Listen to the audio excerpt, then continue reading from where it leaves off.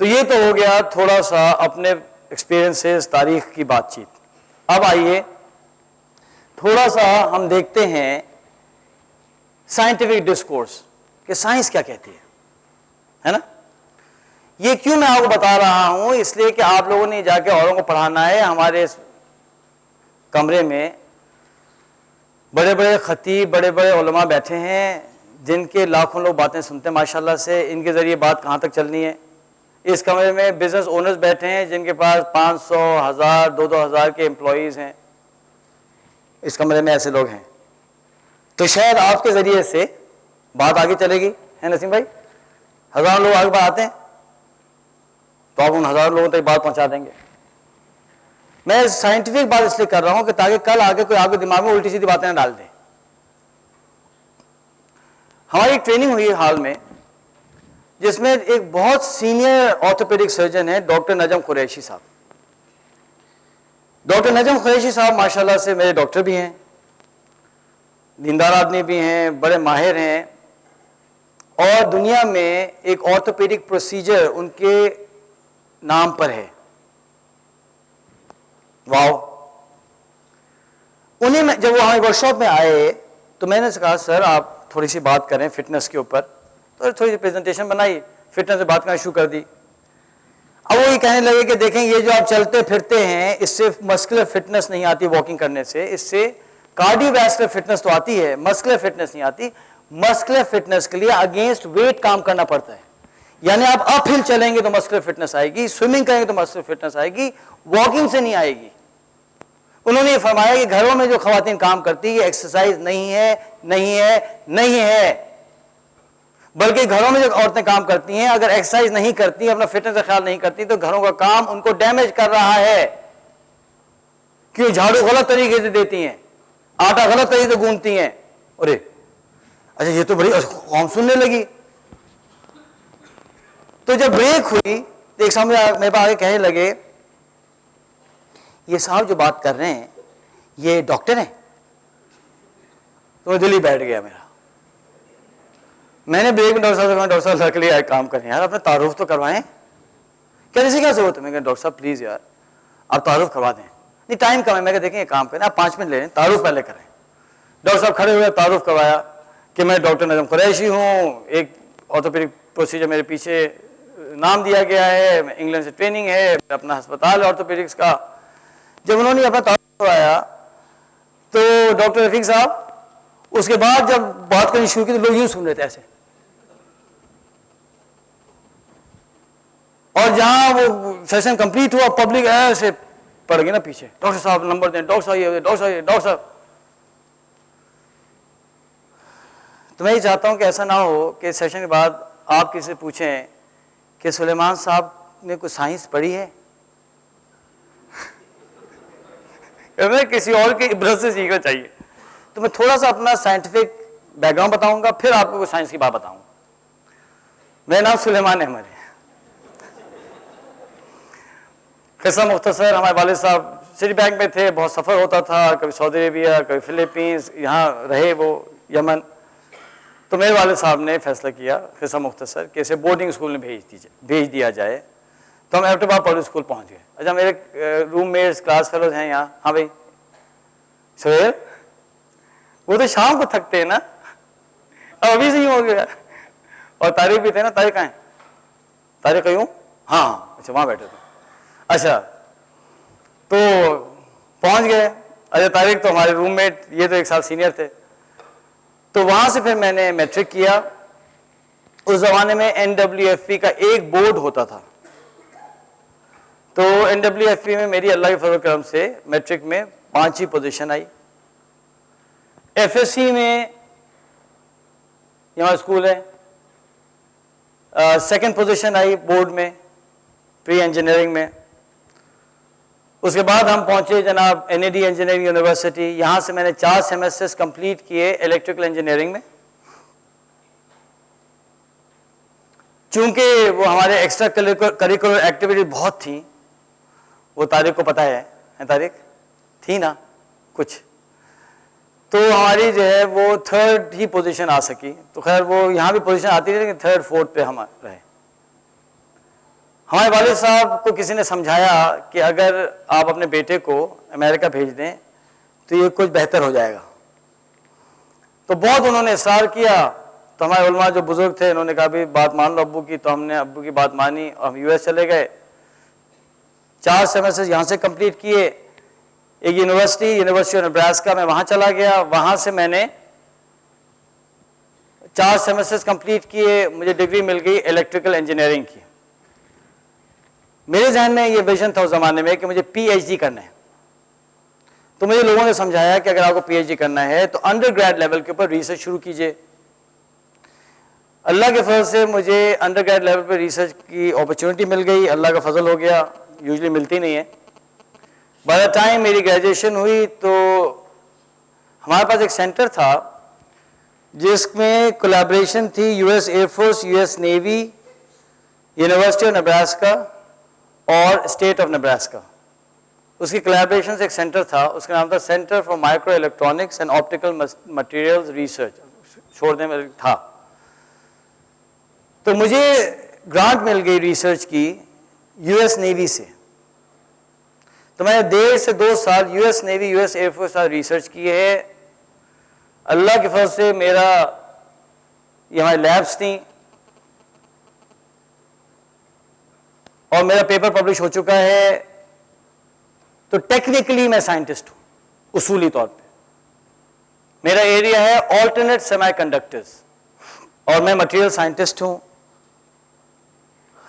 और 1995 में एक कॉन्फ्रेंस में मैंने अपना पेपर शेयर किया था। कुछ पाकिस्तान न्यूक्लियर साइंटिस्ट आए हुए थे। तो मैंने as a scientist officially tour किया है पाकिस्तान के न्यूक्लियर रिएक्टर का नीलोर में एज अ साइंटिस्ट। कि मटेरियल साइंटिस्ट और न्यूक्लियर साइंटिस्ट जो हैं वो भाई बहनें होती हैं। अब कौन भाई होता है कौन बहन होती है ये बात की बात है, ठीक है। अच्छा जनाब, तो ये हो गया मेरा बैकग्राउंड। अब क्लियर होगी। अब तो आप ये नहीं पूछेंगे कि सुलेमान साहब का साइंस से कोई ताल्लुक तो नहीं है। अब एज अ साइंटिस्ट मैं आपके सामने कुछ बातें रखना चाहता हूं। ये हमारे प्रोफेसर थे नेड एयानो, इन्होंने एक शरारत की थी इसलिए इनकी तस्वीर यहाँ है। अब मैं बताता हूं कि थोड़ा सा साइंस के फाउंडेशंस पे। सबसे पहली बात यह है कि चूंकि वो बहुत लोगों को नहीं क्लियर होता या हम भूल जाते हैं, पढ़ाई में इशू आ जाता है कि लोग कंफ्यूज करते हैं चीज़ों को। जो साइंटिफिक मेथड है, जो कि बहुत ही बेहतरीन मेथड है, उसका एक प्रोसेस है। 4 स्टेजेस में चलता है साइंटिफिक मेथड। पहली स्टेज जो कहते हैं ऑब्जर्वेशन, कि हम कोई चीज़ ऑब्जर्व करते हैं। उसके बाद आता है हाइपोथेसिस, कि आप जवाब देते हैं कि ये चीज़ इसलिए हो रही है। जब आप उस हाइपोथेसिस पे रिसर्च थोड़ी बहुत करते हैं तो बन जाती है क्या, थ्योरी। थ्योरी का मतलब यह है कि ये जो हमने कहा था जवाब होगा, इस पे कुछ ना कुछ रिसर्च हमें यहां लेके जा रही, लेकिन थ्योरी कंक्लूसिव नहीं होती। जब उस पर कंक्लूसिव रिसर्च होती है, हतमी तौर पे तहकीक होती है, तो वो बन जाता है लॉ। कहां 4 चीजें क्या हुई, ऑब्जर्वेशन, क्या आपने जो है कोई तजुर्बा किया, हाइपोथेसिस पहला स्टेज, थोड़ी रिसर्च की, थ्योरी, और उसको कंक्लूसिवली प्रूव करेंगे तो क्या बनेगा, लॉ। मिसाल दूं समझाने के लिए, क्योंकि आपने ही पढ़ाना है। फर्ज करें कि मैं कराची के अंदर देखता हूं कि स्कर्दू के एक साहब मिलते हैं, उनकी आंखें होती हैं लाल लाल आंखें। फिर एक और मिलते हैं स्कर्दू के साहब, लाल आंखें। फिर तीसरे मिले स्कर्दू के साहब, उनकी भी लाल आंखें। जब 6-7 लोग स्कर्दू के मिले और उन सब की आंखें लाल हुई, तो मैंने क्या बनाना है अब, हाइपोथेसिस। हाइपोथेसिस क्या है, हाँ, स्कर्दू के मिट्ठुओं की लाल आंखें होती हैं, यह हाइपोथेसिस हो गया। लेकिन अब इसको थ्योरी बनाना है, तो साइंसदान होने के नाते से मैं क्या करूंगा कि मैं पूरे कराची के स्कर्दू के लोगों को जमा करूंगा। पता चला कि 280 हैं। जब 280 को जमा किया और सबकी आंखों में देखना शुरू किया, ओए इखलास साहब स्कर्दू वाले, लाल आंखें। ओ सुलेमान साहब स्कर्दू वाले, आप स्कर्दू भी, हाँ, लाल आंखें, लाल लाल लाल। तो 280 की लाल निकल आई। जज साहब क्या हो गया, अब ये थ्योरी बन गई। थ्योरी ये है कि स्कर्दू के लोगों की लाल आंखें, लेकिन अब करना है इसको कंप्लीट प्रूफ करना है। अब मैं फ्लाइट लूंगा, इस्लामाबाद जाऊंगा, वहां से फ्लाइट लूंगा, स्कर्दू जाऊंगा, और अगर मैं स्कर्दू पहुंचा और पता ही चले कि किसी की लाल आंखें हैं नहीं, अब मैं वहां पूछूंगा और ये पता चले कि लोग ये बताएं कि असल में हमारे बादशाह सलामत साहब ये कहते हैं कि जिन जिन की आंखें लाल हैं वो मनहूस होते हैं, और उन्होंने कराची को भेज दिया। सारी लाल आंखें वाले कराची जो है ना वो जिलावतन हो जाए। तो थ्योरी क्या हो गई, गलत प्रूव हो गई। एक साहब मुझसे बहस कर रहे, डार्विन ने ये कहा, डार्विन ने ये कहा। मैं को भाई वो डार्विन की थ्योरी है ना, वो खुद उसको लॉ नहीं कह रहा, कोई गोरा उसको लॉ नहीं कह रहा। आप एक थ्योरी को क्यों लेके आ रहे हो बहस में भाई, वो लॉ लेके आओ ना। वो सटपटाने लगे। मैं कहा देखो भाई, या तो यार थोड़ी सी साइंस पढ़ लो। अजीब टेंशन दिया हुआ है मुफ्त में, ची ची ची। अच्छा, लोगों को ना शोर मचाने का बहुत शौक है, तो इसलिए कहते हैं कि इल्म थोड़ा बहुत बड़ों से ले लेना चाहिए ताकि आपकी जिंदगी आसानी में आ जाए। दुबई में एक साहब थे, बड़े सीनियर, वो वहां से एनआईटी में होते थे, माशाल्लाह बड़े सक्सेसफुल हो गए। अब वो मुझसे मिले, उन्होंने कहा कि हर 2 महीने में 1 महीने जब तुम आते हो तो एक डिनर होना है साथ में, ठीक है। और वो लेके जाते थे बड़े एक्सपेंसिव जगह खाना खिलाने। अब खाने के मामले के अंदर जैसा आपको खाना अच्छा लगता है, मुझको भी थोड़ा सा अच्छा लगता है। तो ठीक है यार, खाना भी हो जाएगा और डिस्कशन भी, कुछ हम भी सीख लें। अब क्या हुआ कि हर चंद देर के बाद कहते थे प्लेटो ने ये कहा, अफलातून, प्लेटो ने ये कहा, प्लेटो ने ये कहा। अच्छा, प्लेटो ने क्या कहा, मुझे क्या पता। और दूसरी बात है कि मैंने कभी पढ़ा ही नहीं है फलसफा। जब 3-4 मीटिंग में प्लेटो बहुत हुआ तो मैंने कहा यार पढ़ लो, ये तो बहुत ही तकलीफ दे कुछ चीज है। तो मैंने एक किताब खरीदी, उसमें पूरा चैप्टर था प्लेटो के ऊपर। जब मैंने पढ़ा तो पता ही चला कि प्लेटो ने जो थ्योरीज दी थी शुरू में, मरने से पहले अक्सर को रिफ्यूट करके मर गया। यानी वो अपनी थ्योरी से खुद परेशान होकर मर गया। और ये साहब अभी तक मुझे परेशान कर रहे हैं। तो जब अगली मीटिंग हुई मैं उसको पकड़ा, मैंने एक बात बताओ, ये जो तुम बात कर रहे हो प्लेटो ने ये कहा था, हैं शेप्स की थ्योरी, फलानी थ्योरी, शैडो, पता नहीं क्या कहा, तो पता भी है कि प्लेटो ने इसको रिफ्यूट किया है। कह रहे हैं ये तो नहीं पता। मैं यार तुम फिर ना अब प्लेटो नहीं बोला करो यार, वो यार तुम पूरी बात करो, जितना परेशान तुम तंग किया हुआ है। तो अल्लाह का फजल करम है कि उसके बाद से लेके अब तक उन्होंने प्लेटो नहीं बोला। तो भाई जरा साइंस थोड़ी सी समझ लीजिए ताकि आपको लोग तंग ना करें। तो ये होती है थ्योरी, ये बात क्लियर हो गई। अच्छा, दूसरी बड़ी अहम बात समझें जरा।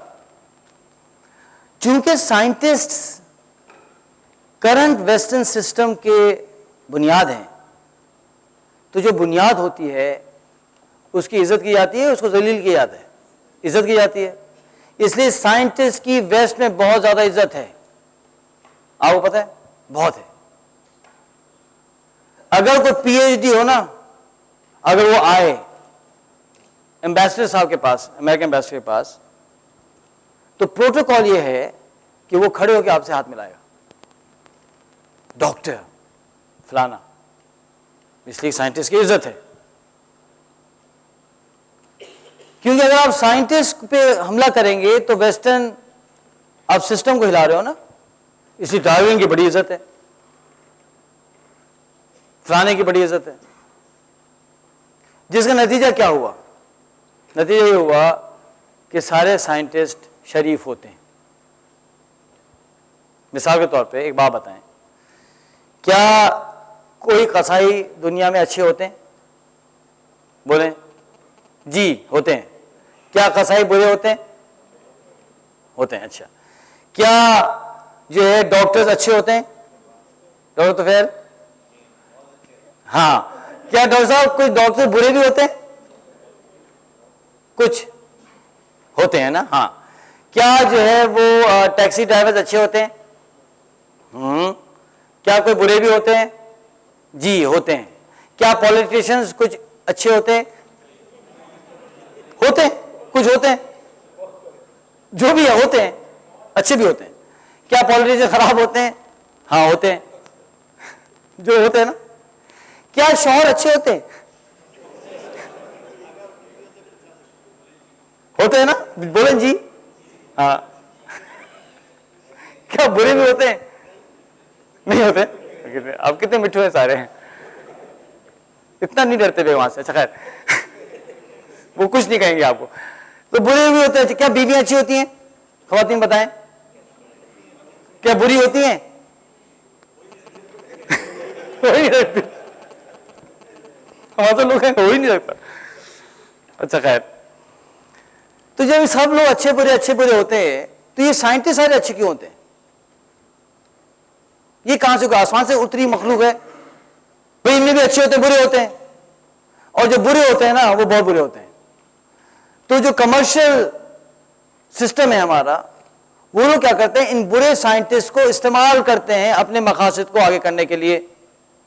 हर चंद के दिन के बाद अखबार में लिखा आता है रिसर्च ये कहती है। ओ भाई क्या रिसर्च है, किसने की है, रेप्लिकेबल है नहीं है, कौन सी यूनिवर्सिटी थी, कौन सा बंदा पीछे था, कुछ नहीं। रिसर्च में ही आता है, बस सारे लेट गए। अल्लाह के लिए अल्लाह का खौफ करें, ऐसा नहीं होता। अल्लाह का फजल हुआ कि मेरा जो पोनी था वो अल्लाह ने बहुत जल्दी निकाला। ये जो हमारे प्रोफेसर साहब हैं, नए दयान साहब, अल्लाह इनको ईमान दे और गरीक रहमत करे, ये अपनी फील्ड का वन ऑफ टॉप साइंटिस्ट है। ऑल्टरनेटिव सेमीकंडक्टर्स, ये डिफरेंट कहते हैं ना कि जो सोसाइटीज होती हैं, मटेरियल साइंस सोसाइटी, फलानी सोसाइटी के मेंबर है, ये वो शख्स है जो सोसाइटीज में बैठते हैं ये लोग, और ये जो है वो पीयर रिव्यू करते हैं आपके पेपर्स का और डिक्लेयर करते हैं पेपर पब्लिश होगा नहीं पब्लिश होगा। दुनिया में अथॉरिटी है ये शख्स। ये हमारा प्रोफेसर था। अच्छा हुआ क्या कि इसने एकदम मुझे बुलाया, डॉक्टर अयानो ने, उसने कहा कि सुलेमान ये मैंने एक प्रपोजल लिखा है जो कि मैं देने वाला हूं यूएस एयरफोर्स को। अगर ये फंड हो गया, यानी अगर एयरफोर्स ने पैसे दे दिए, तो मैं आपको रखूंगा इसमें रिसर्च में। ये जो रिसर्च है ना, इट्स बिग टाइम मनी। $500,000 से लेके $1 मिलियन तक का पैसा आता है एक साल के लिए। उसमें से जो यूनिवर्सिटी को पैसे मिलते हैं, हम जैसे चिल्लुओं को पैसे मिलते हैं जो काम करते हैं, उसमें से पैसा जो है वो इक्विपमेंट के लिए जाता है और प्रोफेसर्स को जाता है 60-70